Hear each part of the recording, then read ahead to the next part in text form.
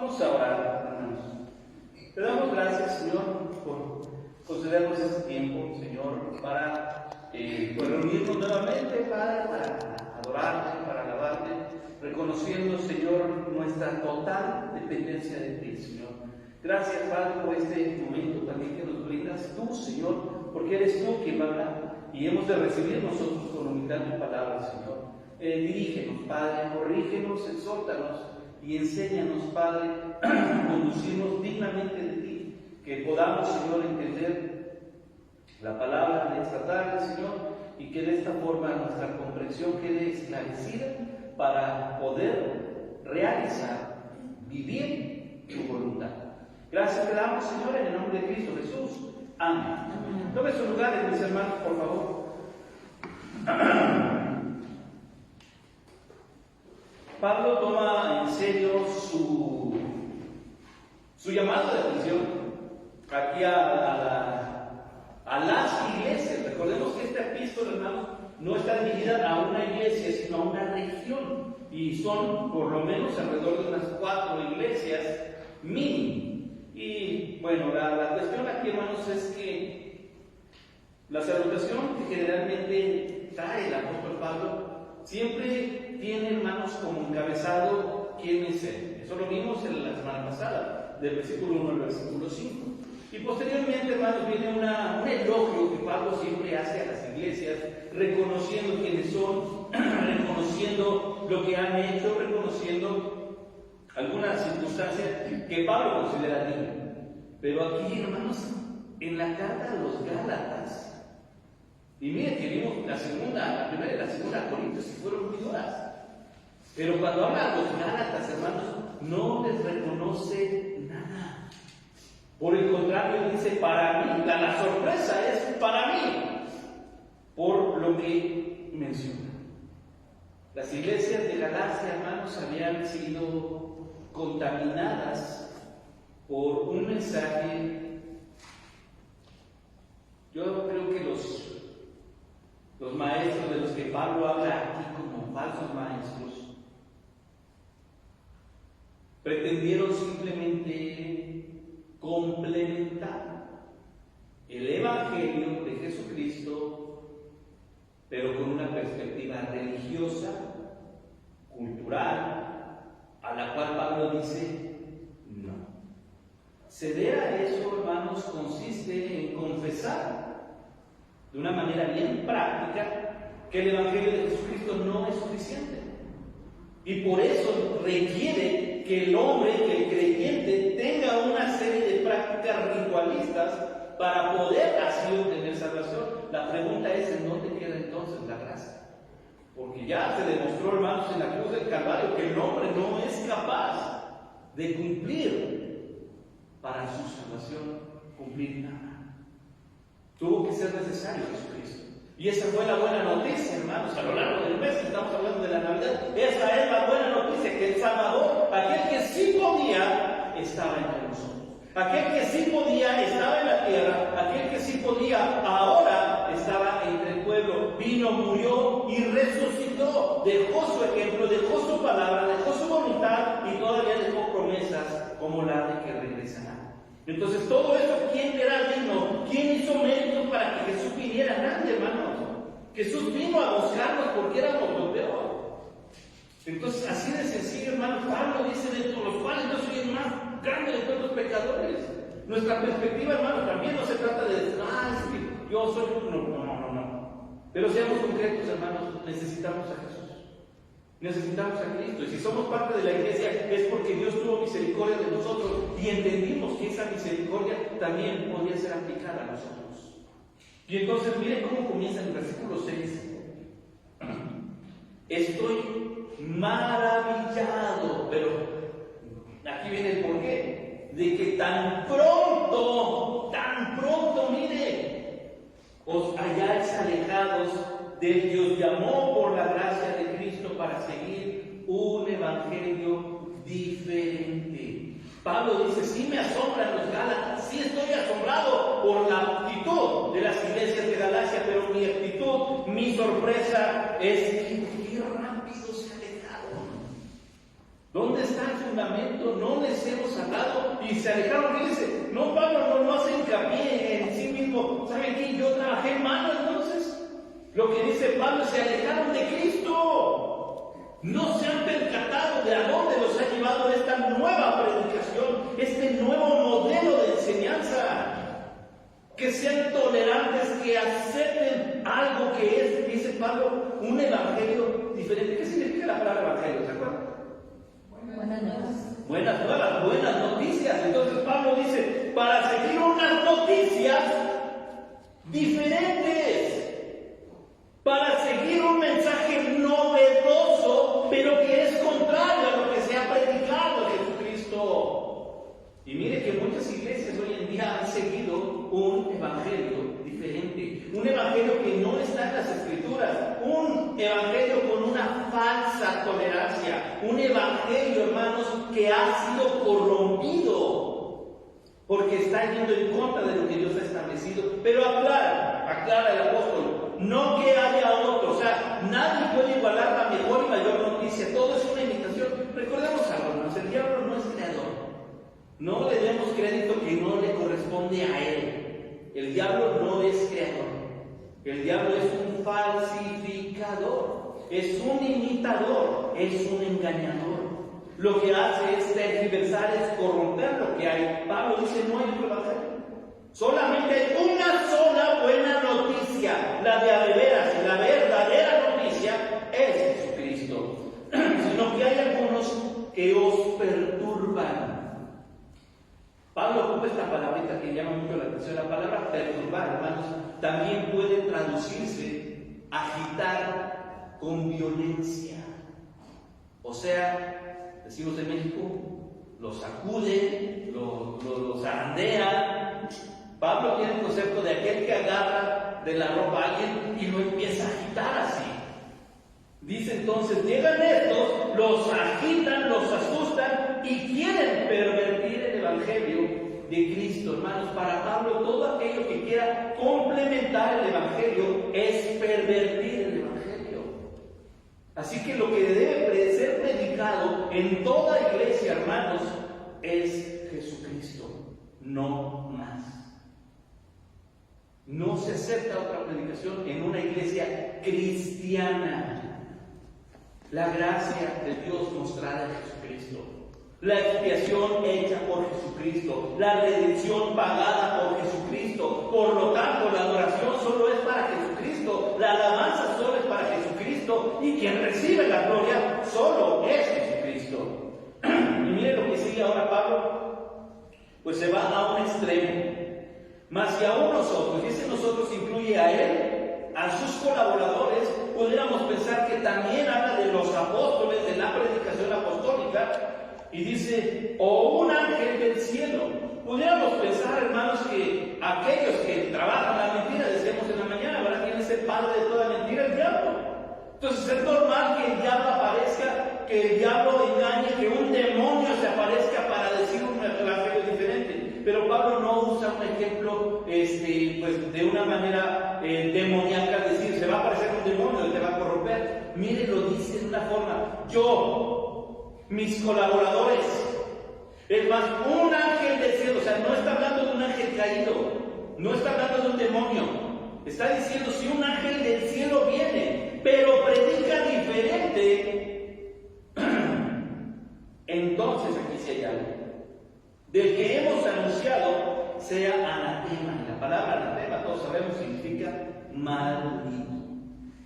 Entonces Pablo sí arremete, hermanos, con seriedad el cuestionamiento de qué está pasando con la predicación, con la práctica y la fe de la iglesia cristiana. Porque han caído, esto no ha cambiado de que crean algo, ahora ahí les va. Si de repente digo yo y predico diferente a lo que ya se enseñó, hay una maldición para mí. Ahora imaginen que se le aparece un ángel y brilla la casa y brilla el templo y les dice otro evangelio, pues ese ángel también sea un maldito. Y entonces, hermanos, entendemos nuevamente el tercer mandamiento del Decálogo. ¿Se lo saben? No tomarás el nombre de Jehová tu Dios en vano. porque no dará por inocente Dios al que tome su nombre en vano. Así que el hecho de que cualquiera se quiera levantar en el nombre del Señor y predicar algo que contradice a la Escritura, Pablo dice, esa persona, ese espíritu, no puede estar más que en una maldición. No puede haber bendición en lo que está diciendo.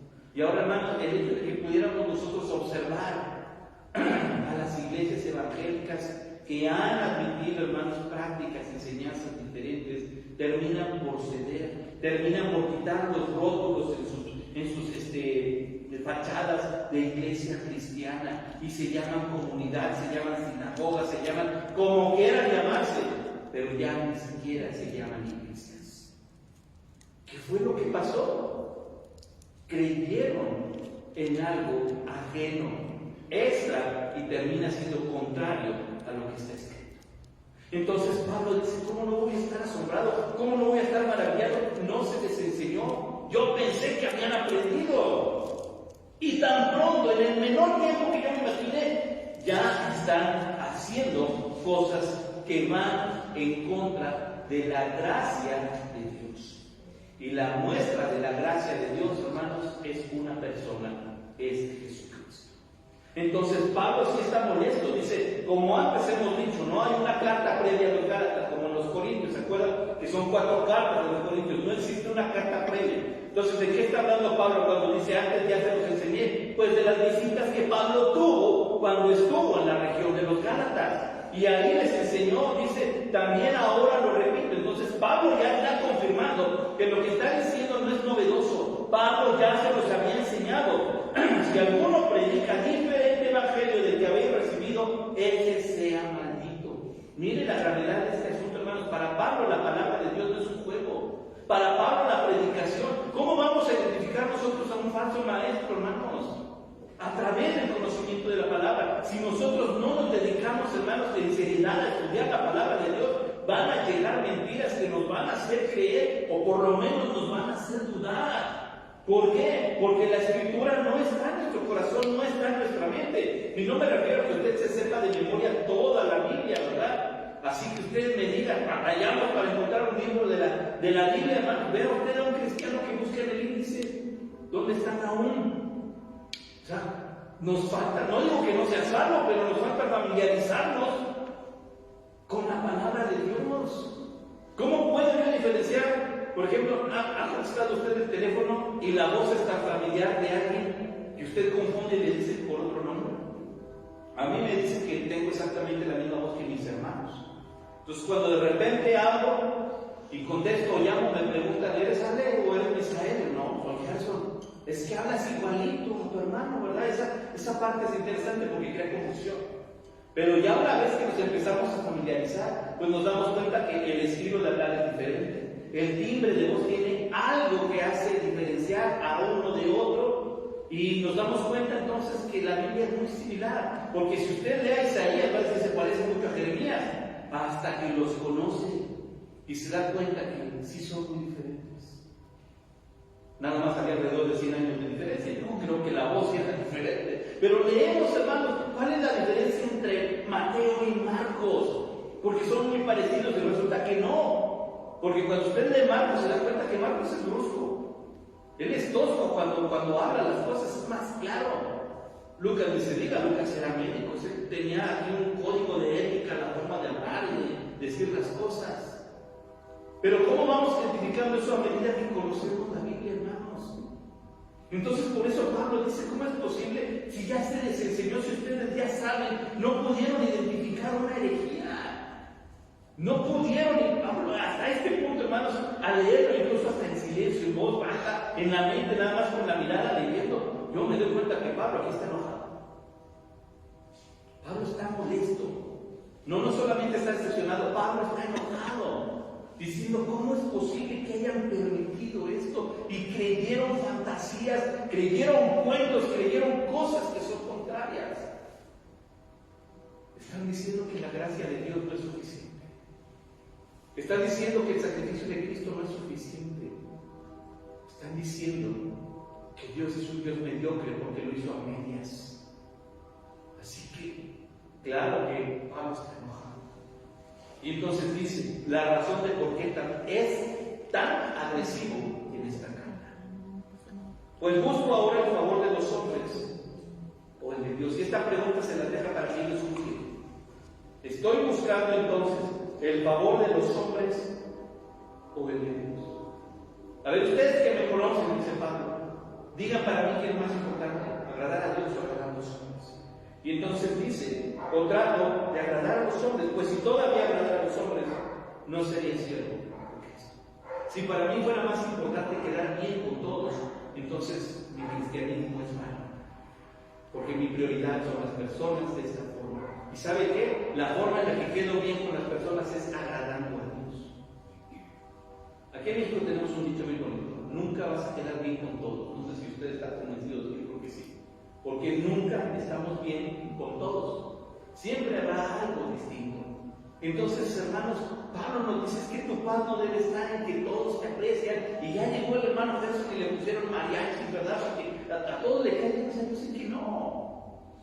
Yo sé que no. Pero ¿qué es lo que nos permite entonces a los cristianos tener paz entre nosotros como hermanos? Tener paz con el vecino, con el prójimo, con el compañero. Que nuestro objetivo es agradar a Dios. Que nuestro objetivo principal, hermanos, es que nuestra conducta honre a Dios. Cuando me toca predicar, hermanos, en alguna boda, en alguna acción de gracias por un matrimonio, siempre digo esto, hermanos, que yo creo que es real. Si una persona, si un matrimonio llega, hermanos, a estar juntos, han decidido vivir juntos, pero llegamos con un concepto bien poético, ¿verdad? Me caso para ser feliz, comenzamos mal. Desde ahí comenzamos mal. Cuando lo tenemos que hacer de forma correcta, hermanos, llegamos pensando al revés. Yo me caso para hacer feliz a mi esposa. Y la esposa tiene que llegar pensando, yo me caso con él para hacerlo feliz. ¿Sí se fija la diferencia? Porque lo primero, hermanos, nos vamos a quedar cortos, porque nadie va a llenar nuestra expectativa. Nadie va a complementar lo que yo quiero y exijo, ¿verdad? ¿Por qué? Porque nos van a decepcionar, hasta él me va a hacer llorar, hasta sí, claro que sí, pues somos carne y hueso. Pero ¿en dónde radica entonces el vínculo, hermanos, de amor y cuidado? En el esfuerzo que yo tengo para que, por lo menos, para que en lo mínimo ella esté contenta. A mí como esposo lo que me corresponde, procurar el bien de mi esposa, que se sienta segura conmigo, que le dé gusto que yo llegue, que le agrade, que le tome de la mano, que se sienta protegida por mi presencia. De la misma forma, la esposa tiene que trabajar en esto. Entonces, esto es, hermanos, una amalgama perfecta de esfuerzo mutuo. No voy a sentarme, hermanos, ahí para decirles que me hiciste enojar, me dijiste, me hiciste. Bueno, ¿qué hiciste tú? Siempre ha sido. Cuando llegamos a ese punto de un vínculo familiar, pensemos en esto. Cuando nosotros, hermanos, llegamos a una iglesia, nuestro objetivo siempre debe ser agradar a Dios, porque esto nos va a favorecer a todos. Si usted y yo pensamos, hermanos, en ese mismo concepto, tengo que vivir lo que está escrito aquí, tengo que sujetarme a lo que está escrito aquí, nos vamos a mirar entre nosotros tan diferentes, pero con una emoción, un deseo de agradar al mismo Señor. Eso es lo que nos permite tener una dinámica de iglesia, de hermanos, de familia de la fe, que somos tan diferentes, pero nuestro corazón está entregado totalmente a Dios, al punto que nos va a bendecir que esté un hermano en la iglesia, que esté la hermana en la iglesia, que este hermano esté participando, que este hermano venga, que este hermano asista. ¿Por qué? Porque estamos sirviendo a Dios. Estamos por terminar ya el 2024, hermanos. Y muchos, mejor dicho, en este año hemos tenido dificultades, pero nunca nos ha faltado la televisión. Yo no sé si usted se ha puesto a pensar. ¿Cuántas veces lloró este año? ¿Cuántas veces, hermanos, se desesperó este año? Porque le puedo asegurar que tantas veces como usted haya llorado, Dios ha sido consuelo y fiel junto a nosotros. Cuando se nos van las fuerzas, ¿por qué se levantó al siguiente día? Dios ha estado con usted. Dios ha fortalecido nuestros corazones como iglesia. Dios nos permite seguir avanzando. Y lo único que podemos entender, hermanos, es que no hemos hecho nada bien. Ha sido su gracia, ha sido su misericordia.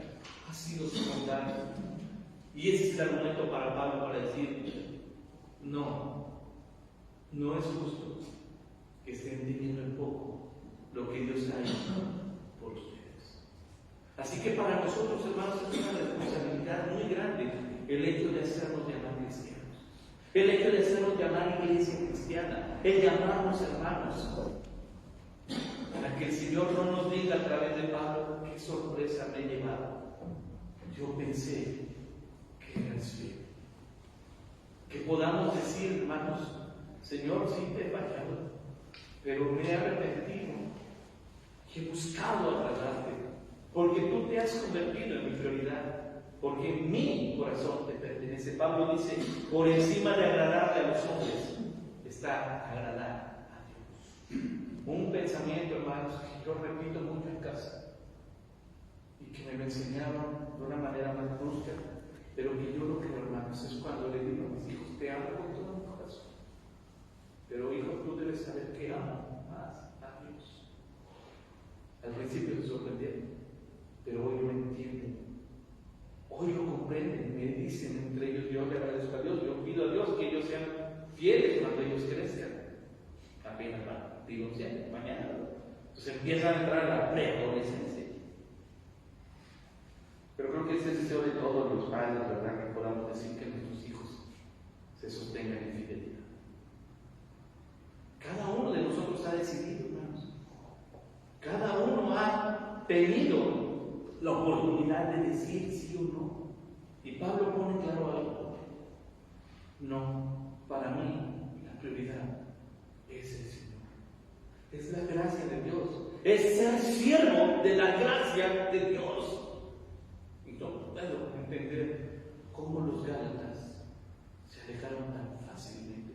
O sea, está reprochándoles: no dieron batalla, no lucharon contra la herejía, no leyeron la escritura, por decir de nuestro tiempo, no leyeron la Biblia, que terminaron creyendo algo que no es y que está contradiciendo y que está haciendo que la gracia gloriosa de Dios esté aquí, porque necesita un complemento con lo que yo hago. La gracia es perfecta, hermanos, y lo que hacemos aquí es porque hemos sido salvados, no para ser salvados. Lo que hacemos para glorificar a Dios, hermanos, es porque Él ha tenido misericordia, no para ganar misericordia. Es porque Él ha sido bueno y nos ha bendecido, no para obtener la benevolencia de Dios. Porque en la cruz del Calvario, en el pesebre de Belén, se vio claramente y perfectamente el corazón amoroso de Dios y la misericordia de Dios por el hombre pecador.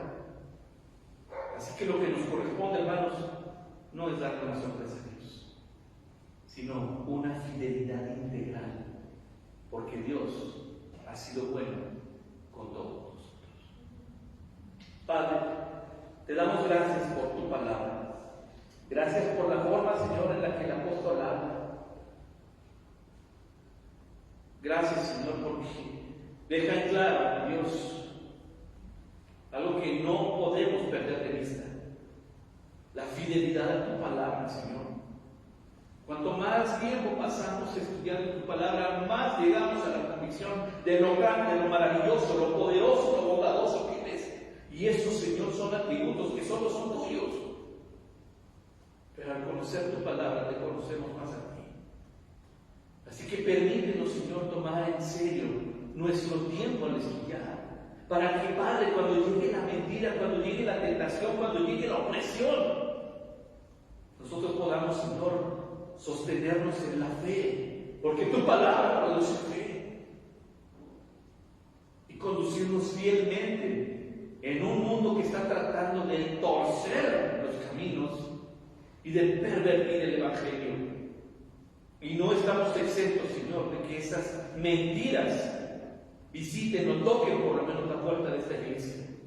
Pero te rogamos que tú nos des fidelidad, Señor, integridad, lealtad a lo que es la gracia del Dios Altísimo, para que podamos ser, Señor, hallados fieles, como una iglesia que solo predica la verdad de Jesucristo plasmada en la Escritura, no más. Pero ayuda, Señor, a nuestro corazón a mantenernos en esa integridad. Gracias, Padre, te damos por tu palabra. Lo necesitábamos. Gracias en el nombre de Cristo Jesús. Dios les bendiga.